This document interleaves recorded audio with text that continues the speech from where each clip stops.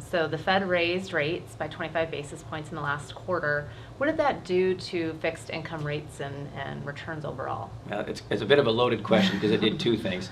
The Fed raised rates, and they raised rates on the short end of the curve. So very, very short duration bonds, that 25 basis point hike generally results in a move higher in interest rates by 25 basis points. As you get further out in duration, maturity, away from the short end of the curve, 10-year, 20-year, 30-year, the Fed has less impact on that part of the curve. So that's really where the market takes over. Supply and demand much more than the Fed intervention.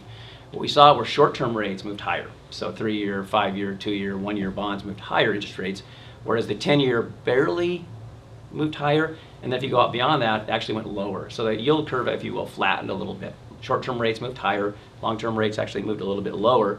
And that just shows there's some pessimism still in the market that maybe the Fed might not be as aggressive next year and the year after that as they're talking about.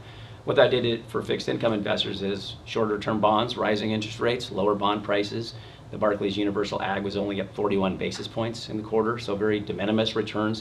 And we've talked about this. As rates move higher, bond investors are going to have to get used to an environment of very, very low returns and possibly even some declines and losses in the quarter. And that's really what we saw. So you didn't make much money in bonds, but fortunately the equity market really held up well.